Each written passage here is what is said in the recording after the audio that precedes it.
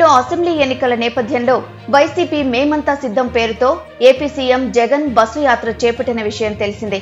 ఎన్నికల ప్రచారంలో భాగంగా జగన్ శనివారం ఉమ్మడి కృష్ణా జిల్లాలో ప్రచారం నిర్వహిస్తూ ఉండగా ఊహించని సంఘటన చోటు చేసుకుంది.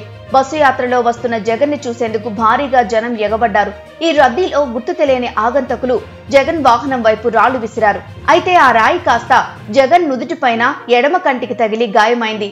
ఆయనకు రక్తస్రావం కావడంతో వెంటనే వైద్యులు అప్రమత్తమై ప్రాథమిక చికిత్స చేశారు.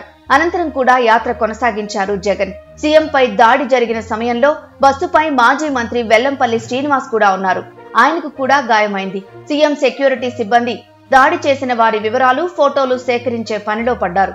అయితే ఇప్పుడు ఈ దాడి ఘటనపై రకరకాల వార్తలు తెరపైకొస్తున్నాయి. సీఎం జగన్ పై దాడి నేపథ్యంలో అధికారులు అత్యవసర సమీక్ష నిర్వహించారు. దాడి సమయంలో సీఎం సెక్యూరిటీలో లోపాలున్నట్లు అధికారులు గుర్తించారు. ఈ ఘటనపై విచారణకు ఉన్నత స్థాయి కమిటీని ఏర్పాటు చేశారు. సీఎం సెక్యూరిటీలో మార్పులు చేసే అవకాశం ఉన్నట్లు తెలుస్తోంది. జగన్ విజయవాడలోని జీజీహెచ్ ఆసుపత్రిలో జగన్ చికిత్స తీసుకున్నారు. తలకు గాయం కావడంతో జగన్ ఇవాళ యాత్రకు విరామం ప్రకటించారు. ఆయనకు ఎడమ కనుబొమ్మపై 3 కుట్లు వేశారు. ట్రయాంగిల్ షేప్ లో 3 సెంటీమీటర్ల లోతుకు గాయమైనట్లు డాక్టర్లు తెలిపారు. 2 రోజుల పాటు ఆయన రెస్ట్ తీసుకోవాలని డాక్టర్లు సూచించారు. దీంతో జగన్ ఇవాళ తన యాత్రకు బ్రేక్ వేశారు.